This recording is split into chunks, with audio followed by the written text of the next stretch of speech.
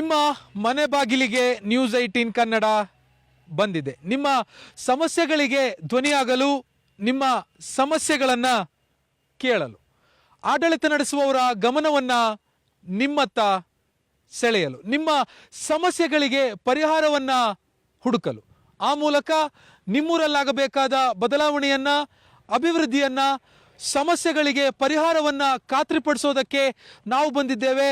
ಇದೇ ಹೊತ್ತಿನ ವಿಶೇಷ ನಮ್ಮೂರಲ್ಲಿ ನ್ಯೂಸ್ 18. ನಾನು ಆಶಿಕ್ ಮುಲ್ಕಿ.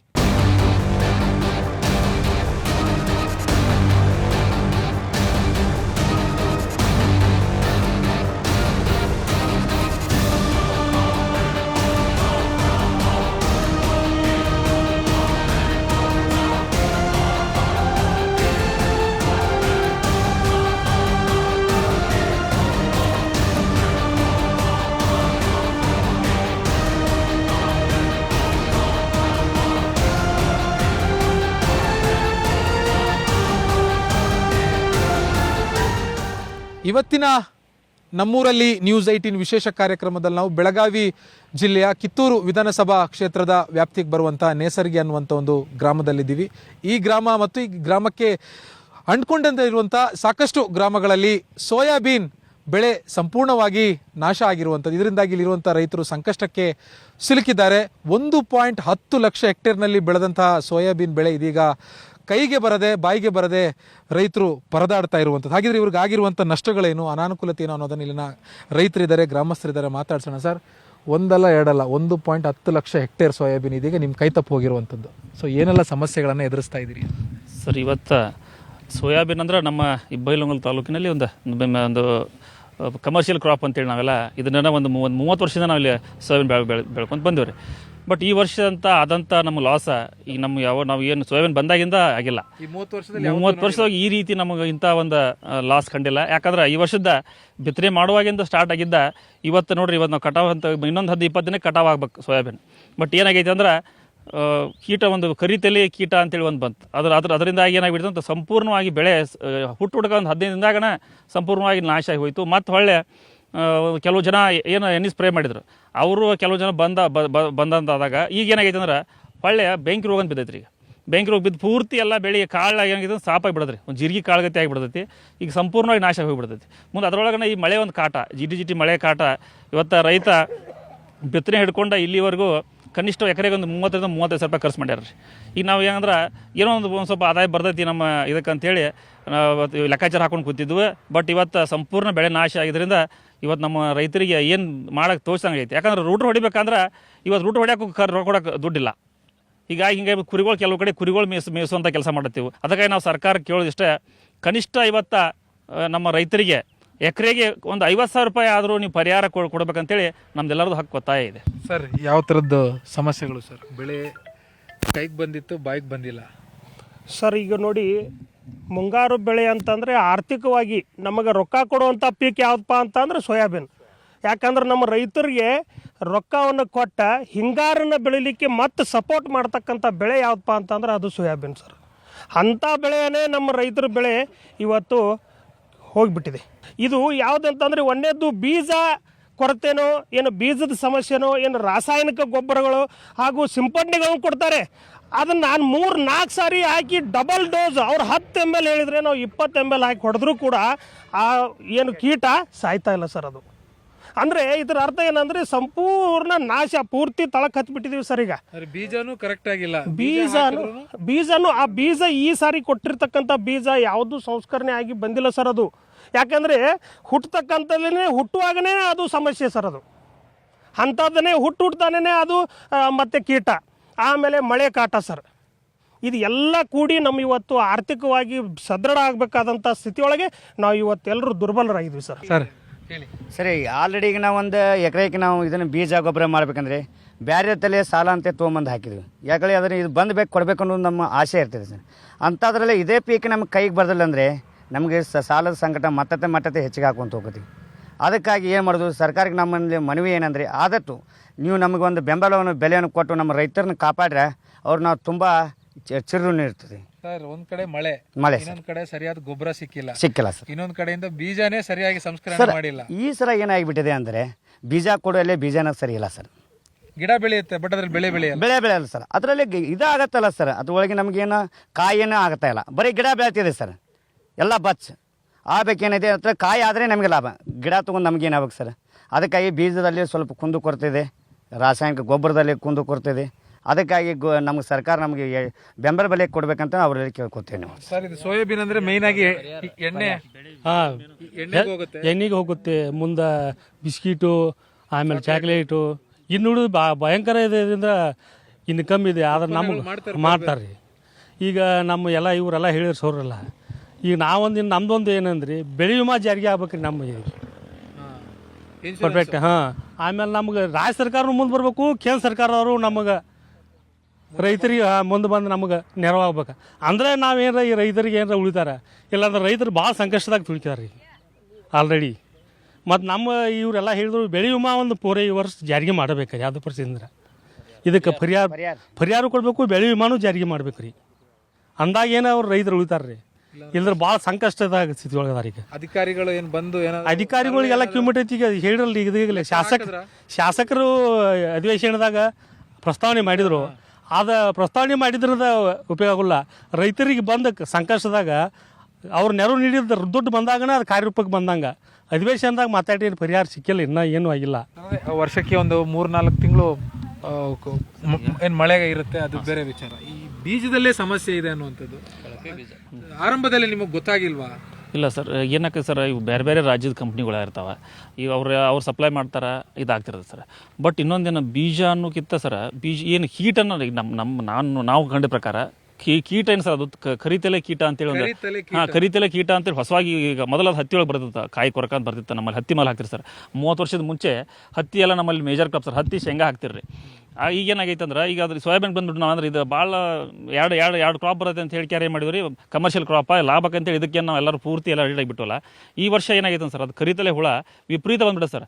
ಹುಟ್ಟು ಕೊಡ್ಕೊಂಡು ಅದ್ರದ್ದು ಕಾಟ ಸ್ಟಾರ್ಟ್ ಆಗಿಬಿಡ ಸರ್. ಅದು ಅದೊಂದು. ಆಮೇಲೆ ಇನ್ನೊಂದು ಸರ್, ಒಳಗೆ ಏನದು ದೇಟ್ನೊಳಗನ ಕಟ್ ಮಾಡ್ತಾ ಅದು ಕಾಂಡ ಕೊರಕ ಒಂದು ಹುಳ. ಹಿಂಗೆ ಸರ್ ಬೇರೆ ಬೇರೆ ಎಲ್ಲ ಕೀಟಗಳು ಏನು ಮಳೆ ಜಿಟಿ ಮಳೆಗೆ ಅದಕ್ಕೆ ಸರ್ ಏನಾಗ್ಬಿಟ್ಟಿದೆ, ಸಂಪೂರ್ಣವಾಗಿ ಎಲ್ಲ ತಿಂದ್ರೆ ನಾಶ ಮಾಡಿಬಿಟ್ಟಾವ. ಇನ್ನು ಅದಕ್ಕೆ ಪೂರಕವಾಗಿರೋ ಗೊಬ್ಬರ ಅಥವಾ ಏನಾದರೂ ಔಷಧಿಗಳನ್ನ ಹೇಳಿಸ್ರಲ್ಲ. ಬಟ್ ಅಷ್ಟು ಲೇಟಾಗಿ ಎಲ್ಲ ಆಗಿದ್ದ ಕಾರಣದಿಂದ ಅಷ್ಟು ರೈತರಿಗೆ ಇದಾಗಲಿಲ್ಲ. ಮುಂದೆ ಅದ್ರ ಜೊತೆಗೆ ಇನ್ನೊಂದೇನಾಯ್ತು ಸರ್, ಮಳೆ ಒಂದು ಕಾಟ. ಈಗ ಜಿಟಿ ಮಳೆ ಇರೋದ್ರಿಂದ ಸ್ಪ್ರೇ ಮಾಡೋಕೆ ಅವಕಾಶ ಆಗಲಿಲ್ಲ ಸರ್. ನಮಗೆ ಏನಾಗಿದೆ ಅಂದ್ರೆ ಜನಕ್ಕೆ ವಿಷ ತೊಗೊಂಡು ಸಾಯುವಂಥ ಪರಿಸ್ಥಿತಿ ಬಂತು. ಇವತ್ತು ಏನು ರೈತ ಆತ್ಮಹತ್ಯೆಗಳು ಯಾಕಾಗ್ತಾವ ಅಂದ್ರೆ ಇಂಥ ಏನು ರೈತ ಸಾಲದ ಸುಳಿಯೋ ಸಿಲುಕಿದಾಗನ ಈಗ ಆತ್ಮಹತ್ಯೆ ಶರಣಾಗ್ತಾರೆ. ಇದರ ತಮ್ಮಂಥ ಎಲ್ಲ ಮಾಧ್ಯಮಗಳು ಇವತ್ತೇನು ನ್ಯೂಸ್ 18ದವ್ರು ಇವತ್ತು ಬಂದ ನಮ್ಮ ರೈತರಿಗೆ ಒಂದು ಬೆನ್ನಬಾಗಿ ನಿಂತು ಇವತ್ತೇನು ನೀವೆಲ್ಲ ನಮ್ಮ ಒಂದು ಇದಾಗಿ ಮಾಡತ್ತೀರಿ. ಇದಕ್ಕೆ ನಾವು ಭಾಳ ಅಂದ್ರೆ ಭಾಳ ನಿಮ್ಗೆ ಹೃದಯ ಸಲ್ಲಿಸ್ಬೇಕು. ಯಾಕಂದ್ರೆ ಇವತ್ತು ಅಧಿಕಾರ ಮಾಡ್ತಕ್ಕಂಥ ಏನು ಇವತ್ತು ಶಾಸಕರುಗಳು ಬರೀ ಸದನದಾಗ ಮಾತಾಡೋದು ಇದು ಮಾಡೋದು ಅಷ್ಟಲ್ಲ, ರೈತರ ಗಮನ ಬರ್ಬೇಕು. ಇವತ್ತು ಬಂದ ಏನು ಎಲ್ಲ ಇಲ್ಲಿ ಪರಿಸ್ಥಿತಿಯನ್ನು ಅವಲೋಕನ ಮಾಡ್ಕೊಂಡ ಅವರ ಒಂದು ಇವರಿಗೆ ಸ್ಪಂದನೆ ಮಾಡ್ಬೇಕಂತೇಳಿ ನಮ್ದೆಲ್ಲ ಇದೆ. ಬಟ್ ನಿಮ್ಮಿಂದ ಇವತ್ತು ಆ ಕೆಲಸ ಆಗತೈತಿ. ಭಾಳ ನಿಮಗೆ ನಾವು ಭಾಗದಲ್ಲಿ ಒಂದು 2-3 ಎಕರೆ ಜಮೀನು ಇಟ್ಕೊಂಡಿರೋ ಒಬ್ಬ ರೈತನಿಗೆ ಈ ಸಮಸ್ಯೆಯಿಂದ ಎಷ್ಟು ಅಂದಾಜು ನಷ್ಟ ಆಗಿರ್ಬೋದಣ್ಣ? ಎಕರೆಗೆ ಒಂದು 25-30 ಸಾವಿರ. 30,000 ಎಕರೆಕ್ಕಿಂತ ಒಂದು 30,000 ರೂಪಾಯಿ ಲಾಗೋಡ್ ಹಾಕಿದ. ಅದು ಏನೋ ಒಂದು ರೂಪಾಯಿ ಕಾಣೋದಿಲ್ಲ. ನಾವು ಬ್ಯಾಂಕ್ ರೋಗಗಳ ಸಂಬಂಧ ಜೇಬಿಂದ ಹಾಕಿರ್ತೀವಿ ಸಾಲ ಮಾಡಿ. ಸಾಲ ಮಾಡಿ ಹಾಕ್ತೇವೆ. ಬೀಜ ಗೊಬ್ಬರ ಏನೂ ಇಲ್ಲ. ಅದನ್ನ ರೂಟರ್ ಹೊಡ್ಯಾಕ ರೊಕ್ಕಿಲ್ಲ.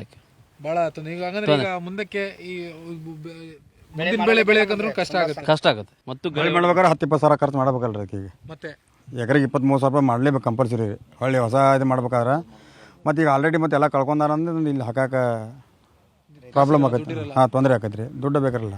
ಅದಕ್ಕೆ ಏನಾರು ಸರ್ಕಾರ ಏನಾರು ಪರಿಹಾರ ಘೋಷಣೆ ಮಾಡ್ತಂದ್ರೆ ಅದೇನೋ ಮತ್ತೆ ಬದುಕ್ತಾರೆ ರೀ. ಆದಷ್ಟು ಜಲ್ದಿ ಆತಂದ್ರೆ ಅದೇನೋ ಒಂದು ಲೆಕ್ಕಕ್ಕೆ ಬರ್ತದೆ ರೀ. ಮತ್ತು ಸುಮ್ಮನೆ ತಾರ ಆತ ವರ್ಷಾನುಗಟ್ಲೆ ಗಂಟೆ ಜಕ್ಕೊಂದು ಆದ್ರೆ ರೈತರಿಗೆ ಆಟೋಮೆಟಿಕ್ ನಿಗ್ರಹದಾಗ ಬೀಳಬೇಕ. ಏನು ಮಾಡಕ್ಕೆ ವೇಗವಾಗಿ ಸ್ಪೀಡ್ ಆಗ್ಬೇಕ್ರಿ ಇದು. ಯಾಕಂದ್ರೆ ಇದು ಸ್ಪೀಡ್ ಆಗಲಿ ಅಂದ್ರೆ ಏನು ಮಾಡಕ್ಕೆ ಆಗೋದಿಲ್ಲ ರೀ ಇದನ್ನು. ಯಾಕಂದ್ರೆ ರೈತರು ಪೂರಾ ಸಂಕಷ್ಟ ಬೀಳ್ತಾರೆ ಈಗ. ಆಲ್ರೆಡಿ ಏನು ಮಾಡಕ್ಕೆ ಆಗೋದು. ಸೆಪ್ಟೆಂಬರ್ 20-25 ಮುಂದೆ ಇನ್ನೊಂದೇನು ರೀ, ಏನು ಔಷಧ ಇದನ್ನ ಕೊಡ್ತಾರಲ್ಲ ಎಲ್ಲ ಕಳ್ಪೇರಿ ಅದು, ಎಲ್ಲ ಕಳ್ಪೇರಿ ಅಲ್ರಿ. ಒಂದು ಇದು ಸಾಯಂಗಿಲ್ಲ ಹೆಂಗೆ ಏನು ಮಾಡುತ್ತೆ ಒಂದು ಕ್ಯಾರಿಂದ ಅವ್ನು ಔಷಧಿ ರೀ ಹೊಡೆದು ಕೊಡ್ಲಿ ಹೆಚ್ಚಾಗತ್ತಾರ ಒಂದೊಂದು ಹೊಲಗಳಾಗಿವು. ಅದೇ ಸರ್ ಹೇಳ್ತಾರೆ 20 ml ಹಾಕಿ ಅಂತ.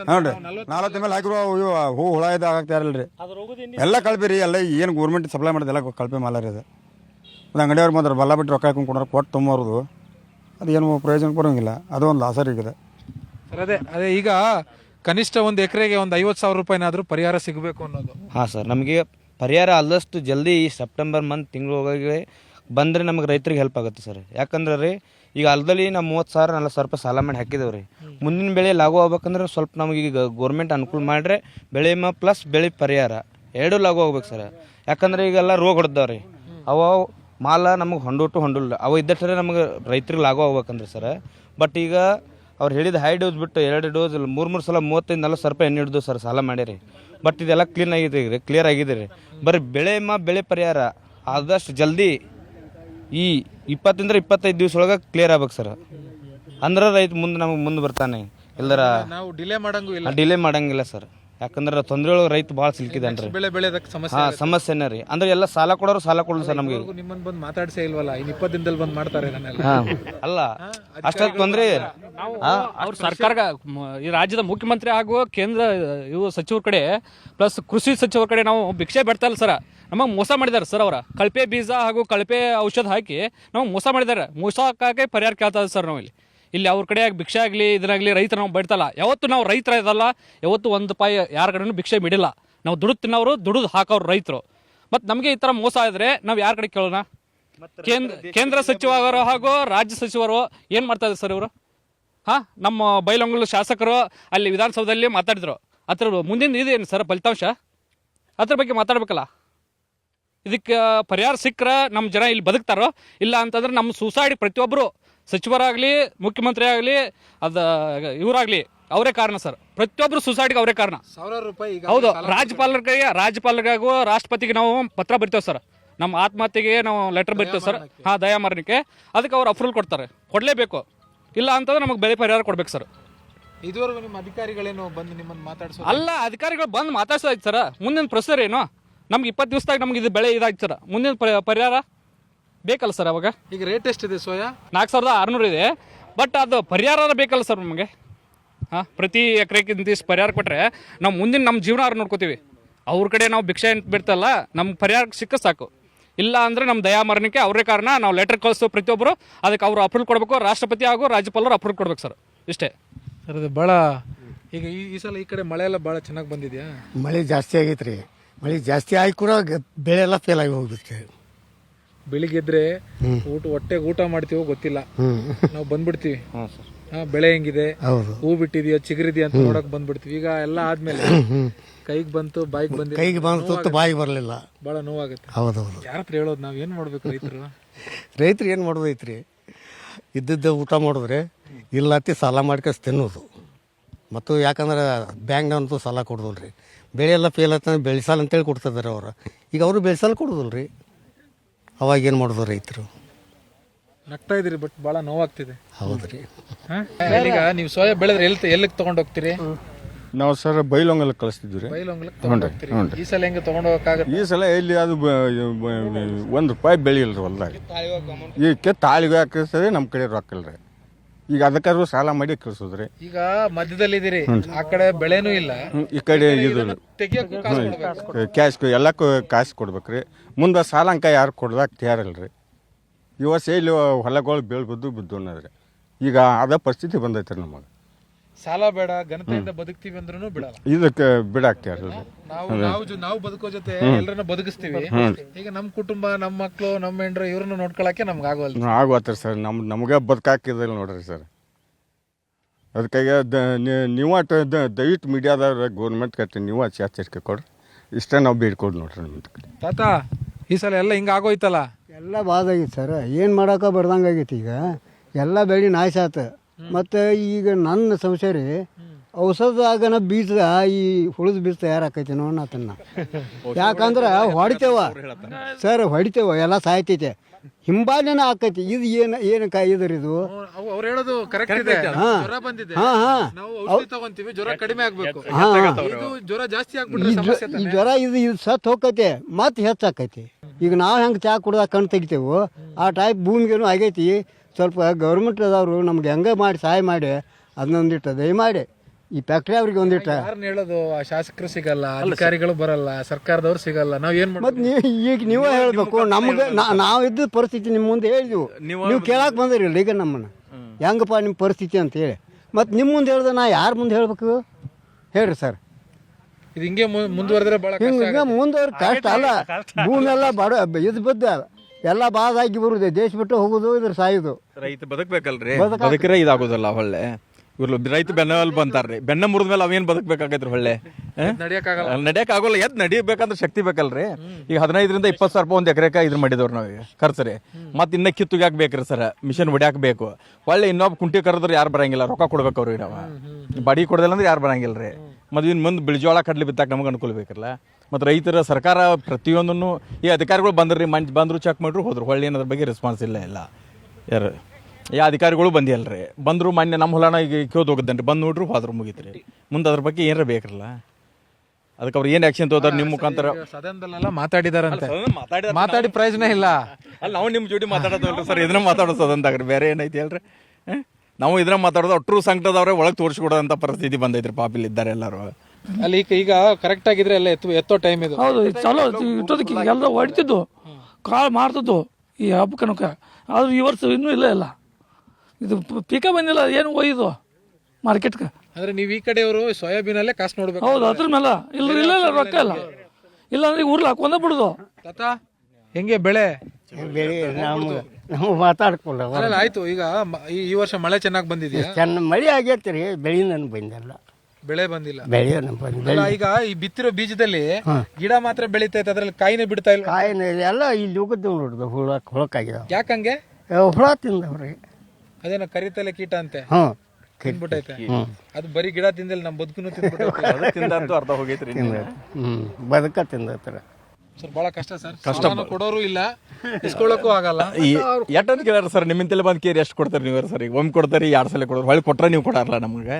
ಇಲ್ಲಾಂದ್ರೆ ಯಾರು ಕೊಡಂಗೇನ ಇಲ್ರಿ. ಹೊಳ್ಳೆ ಅದನ್ನ ಹೆಂಗೆ ಆಗೈತಲ್ಲ, ರೈತ ಬೆನ್ನಲ್ ಬಂತೇಳಿ ಬೆನ್ನಲ್ ಬಗ್ಗೆ ಗಟ್ಟಿ ಐತ್ರ ಅಂತ ಏನು ಮಾಡ್ರು ನಡೀತೈತ್ರಿ. ಒಂದು ಹೊಳ್ಳೆ ಅದ ಮುರ್ದಂಗನಲ್ಲ ಇನ್ನೇನೈತ್ರಿ ಸರ್. ಭಾಳ ತೊಂದರೆ ಸರ್. ಇದಕ್ಕೊಂದು ಪರಿಹಾರ ಅಂದ್ರೆ 20 ದಿನದಲ್ಲಿ ಸರ್ ನೋಡಿ, ಈ ಭಾಗದ ರೈತರು ಆತ್ಮಹತ್ಯೆ ಮಾಡ್ಕೊಳ್ಳಾರ್ದೆ ಏನು ಸಾಯುವಂಥ ಪರಿಸ್ಥಿತಿ ಒಳಗೆ ಇವತ್ತು ನಾವು ಎಲ್ಲ ರೈತರು ನಿಂತಿದ್ದೀವಲ್ಲ, ಇದನ್ನೇನಾದರೂ ಸರ್ಕಾರ ರೈತರ ಬಗ್ಗೆ, ದೇಶದ ಬೆನ್ನೆಲುಬು ರೈತ ಅಂಥೇಳಿ ಏನು ಹೇಳ್ತಾರಲ್ಲ, ಆ ವಿಷಯದ ಅನುಗುಣವಾಗಿ ಇವತ್ತು ರೈತರನ್ನ ಉಳಿಸ್ಬೇಕಪ್ಪ ಅಂತಂದರೆ ಈಗ ಸಂದಿಗ್ಧ ಪರಿಸ್ಥಿತಿ.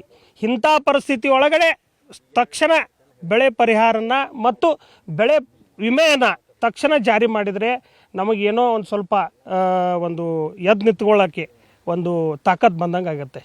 ಇಲ್ಲ ಅಂತಂದರೆ ಈಗ ನಮ್ಮ ತಮ್ಮ ಹೇಳಿದಂಗೆ ಆತ್ಮಹತ್ಯೆ ಒಂದೇ ಪರಿಹಾರ. ಯಾಕಂದರೆ ಸಾಲ ಮಾಡಿರ್ತೀವಿ, ಬೆಳೆ ಬರಲಿಲ್ಲ, ಸಾಲ ತುಂಬಕ್ಕೆ ಆಗಲಿಲ್ಲ ಅಂತಂದರೆ ಸಾಲಗಾರ ಒತ್ತಡ ಹೆಚ್ಚಿಗೆ ಆಗ್ತತಿ.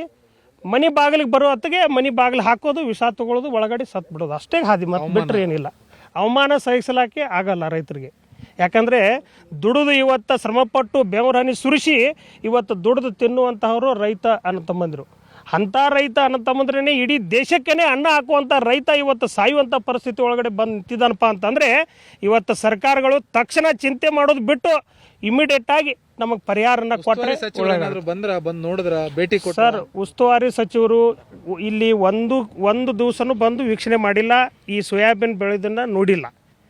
ಮತ್ತು ಸಂಬಂಧಪಟ್ಟ ಶಾಸಕರು ಕೂಡ ಇದ್ರ ಬಗ್ಗೆ ಬರೀ ಸದನದಲ್ಲಿ ಮಾತಾಡ್ತಾರೆ, ಇದ್ರ ಬಗ್ಗೆ ಏನು ಕೆಲಸ ಮಾಡಬೇಕು, ಏನು ಮುಟ್ಟಿಸ್ಬೇಕು ಅನ್ನೋದು ಹೊಲದಲ್ಲಿ ಬಂದು ಯಾರು ನೋಡಿಲ್ಲ ಸರ್. 2 ಎಕರೆ ಆದ್ರೆ ಬೇರೆ ಲೆಕ್ಕಾಚಾರ ಸರ್. ಇದು ಸಾವಿರಾರು 1 ಲಕ್ಷ ಹೆಕ್ಟರ್ಗಿಂತ ಜಾಸ್ತಿ ಇದೆ. ಅಲ್ಲ ಸರ್, ಈಗ ಲಕ್ಷಾಂತರ ಅದ್ರ ಈಗ ಇರಲ್ಲ ನೀವೀಗ ಶಾಸಕರ ಬರೀ ಸದನದಾಗ ಅಷ್ಟ. ಬಟ್ ಇಲ್ಲೇ ರೈತರ ಹತ್ರ ಹೋಗಿ ಏನು ಅವ್ರ ಸಮಸ್ಯೆಗಳನ್ನ ಆಲಿಸ್ಬೇಕು.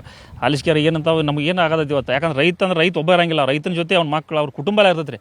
ಇವತ್ತು ಏನಾಗೈತೆ ಅಂದ್ರೆ ಈ ಬೆಳೆ ಏನಾದರೂ ಇವತ್ತು ಕೈ ಬಿಟ್ಟು ಹೋಗೇ ಸರ್. ಈಗ ನಾವೆಲ್ಲ ದುಡ್ಡು ನಾವು ಹಾಕಿದಂಥ ದುಡ್ಡು ರೊಕ್ಕನ ಭೂಮಿಯಾಗ ಹೋಗ್ಬಿಟ್ಟೆ ನಾವು. ಇವತ್ತು ಬಿಸ್ನೆಸ್ ಮಾಡೋರಿಗೆ ಏನಾದ್ರು ಇವತ್ತು ಲಾಸ್ ಆದ್ರೆ ಅವ್ರ ಸಾಲವನ್ನು ಮನ್ನಾ ಮಾಡೋದು ಸರ್ಕಾರ. ಇವತ್ತು 8 ಲಕ್ಷ ಕೋಟಿನೂ ಕೇಂದ್ರ ಸರ್ಕಾರ ಮನ್ನಾ ಮಾಡಿದ್ದು. ಬಟ್ ನಮ್ಮ ರೈತರ ಸಾಲ ಮನ್ನಾ ಮಾಡೋಕೆ ಯಾವ ಸರ್ಕಾರನೂ ಇಷ್ಟು ಮೇನಾಮೇಷ ಏನಿಸ್ತಾರೆ. ಏನೋ ಒಂದು 25-50 ಸಾವಿರ ಮಾಡಿದ್ರೆ ಅದು ದೊಡ್ಡದಂತೇಳಿ ಸಾಧನೆ ಕೊಚ್ಕೋತಾರೆ ಸರ್. ಬಟ್ ಇವತ್ತು ರೈತರ ಇವತ್ತು ದುಡ್ಡದೊಂದು ಹೊಲ ಹಾಕಿರ್ತಾನೆ, ಆ ದುಡ್ಡು ಬರಲಿಲ್ಲ ಅಂದ್ರೆ ಇವತ್ತು ಅವ್ನ ಕುಟುಂಬನ ಇವತ್ತು ಬೀದಿಗೆ ಬರುವಂಥ ಪರಿಸ್ಥಿತಿ ಬಂದು ಎದುರಾಗಿರ್ತೈತಿ. ಮಳೆ ಆಗದೆ ಅತಿವೃಷ್ಟಿ ಅನಾವೃಷ್ಟಿಗೆ ಮಾತ್ರ NDRF ಗೈಡ್ಲೈನ್ದಾಗ ಪರಿಹಾರ ಕೊಡಬೇಕಂತೇಳಿ ಮಾನದಂಡ ಐತಿ. ಬಟ್ ಈಗ ಈ ಕೀಟ ಬಾಧೆ ಇಂಥವೆಲ್ಲ ಬರೋದಿಲ್ಲ ಅಂತೇಳಿ ಅಧಿಕಾರಿಗಳು ಹೇಳ್ತಾರೆ. ಬಟ್ ನಾವೇ ಹೇಳೋದಂದ್ರೆ ಸರ್ಕಾರ ಇಂಥವನ್ನೆಲ್ಲ ವಿಚಾರ ಮಾಡ್ಕ್ಯಾರ. ಯಾರು ಶಾಸಕರ ಇವರೆಲ್ಲ ಶಾಸಕಾಂಗ ಏನಿರ್ತೈತಿ ಇವರ ಒಂದು ನಿರ್ಧಾರ ಮಾಡ್ಕ್ಯಾರ. ರೈತರಿಗೆ ಇದನ್ನು ಇಂಥ ಸಂದರ್ಭ ಪರಿಹಾರ ಕೊಡಬೇಕಂತೇಳಿ ಒಂದು ಇದನ್ನು ಅಮೆಂಡ್ಮೆಂಟ್ ಮಾಡ್ಕ್ಯಾರ. ತಕ್ಷಣ ಈ ಪರಿಹಾರನ ಕೊಡದೆ ಹೋದ್ರೆ ರೈತರ ಬದುಕು ಮುರಾಬಟ್ಟೆ ಹೋಗೈತಿ. ಮುಂದಿನ ಬೆಳೆ ಬೆಳೆದೆ ಇವತ್ತು ಬೀಳ ಕೆಡಬೇಕು ಅಂತ ಪರಿಸ್ಥಿತಿ ಬರ್ತೈತಿ. ಮುಂದಿನ ಏನು ನಾವು ಇದ್ರೊಳಗೆ ರೈತ ಅನ್ನೋದು ಏನು ನಮ್ಮಂಥವ್ರು ನಮ್ಮ ಇದ್ರೊಳಗೆ ಕೆಲವು ಜನ ಬೆಳವಣಿಗೆ ಉಳಿದ ನಾವು ಹಳ್ಳಿಗಳಾಗಿ ಇಲ್ಲಿಕ್ಕೆ ಎಲ್ಲ ಜನ 2,000, 3,000, 5,000 ರೂಪಾಯಿ ಸಿಟಿಯಾಗಿ ದುಡಿಯಾತಾರೆ. ಬಟ್ ರೈತರು ಏನು ಹಿರಿಯಾರಟ ಇವತ್ತು ಒಕ್ಕಲ್ತನ ಮಾಡೋದೈತಿ. ಇದು ಕೂಡ ಇವತ್ತು ನಶಿಸ್ತೈತಿ ಅಂತ ಹೇಳಕ್ಕೆ ನಾನು ಇಚ್ಛೆ ಪಡ್ತೀನಿ. ಅಂದರೆ ಇದು ಕೇವಲ ಒಂದು ನೇಸರ್ಗಿ ಗ್ರಾಮದ ಅಥವಾ ಇಲ್ಲಿರುವಂಥ ರೈತರ ಸಮಸ್ಯೆ ಅಲ್ಲ. ಇಡೀ ಬೆಳಗಾವಿ ಜಿಲ್ಲೆಯಾದ್ಯಂತ ಇದೇ ರೀತಿಯಾಗಿರುವಂಥ ಪರಿಸ್ಥಿತಿಯಲ್ಲಿ ರೈತ ಬಾಂಧವರು ಹಾದು ಹೋಗ್ತಾ ಇರುವಂಥದ್ದು. ಒಂದು ಕಡೆ ಅತಿವೃಷ್ಟಿಯಿಂದ ಬೆಳೆ ನಾಶ ಆದರೆ ಮತ್ತೊಂದು ಕಡೆಯಿಂದ ಕಳಪೆ ಬೀಜ ಕೊಟ್ಟು ನಮ್ಮನ್ನು ಯಾಮಾರಿಸಲಾಗಿದೆ ಅನ್ನುವಂಥ ಒಂದು ಬೇಸರ ಮತ್ತು ಆಕ್ರೋಶ. ಮತ್ತೊಂದು ಕಡೆ ಸರಿಯಾಗಿರುವಂಥ ಗೊಬ್ಬರ ನೀಡಿಲ್ಲ, ಜೊತೆಗೆ ಕಳಪೆ ಔಷಧಿಯನ್ನು ಕೊಟ್ಟಿದ್ದಾರೆ. ಹೀಗಾಗಿ ಸರ್ಕಾರವೇ ಮಾಡಿರುವಂಥ ಎಡವಟ್ಟು ಅನ್ನುವಂಥದ್ದು ಇಲ್ಲಿರುವಂಥ ರೈತರು ಮತ್ತು ಗ್ರಾಮಸ್ಥರ ನೇರವಾಗಿ ಮಾಡ್ತಾ ಇರುವಂಥ ಆರೋಪ. ಇನ್ನು 15-20 ದಿನಗಳ ಒಳಗಾಗಿ ನಾಶ ಆಗಿರುವಂಥ ಬೆಳೆಗೆ ನಮಗೆ ಪರಿಹಾರ ಸಿಕ್ಕಿಲ್ಲ ಅಂದರೆ ಮುಂದಿನ ಬೆಳೆ ಬೆಳೆಯೋದಕ್ಕೂ ಕೂಡ ನಮ್ಮ ಕೈಯಲ್ಲಿ ಶಕ್ತಿ ಇಲ್ಲ ಅನ್ನುವಂಥ ನೋವನ್ನು ರೈತರು ಹೊರ ಹಾಕ್ತಾ ಇರುವಂಥದ್ದು. ಇದಾಗಿತ್ತು ಈ ಹೊತ್ತಿನ ವಿಶೇಷ. ನಿರಂತರ ಸುದ್ದಿಗಾಗಿ ನೋಡ್ತಾ ಇರಿ News 18 ಕನ್ನಡ. ಜಾಲ ನಮ್ಮದು, ಬಲ ನಿಮ್ಮದು. ಬೇಕೇ ಬೇಕು.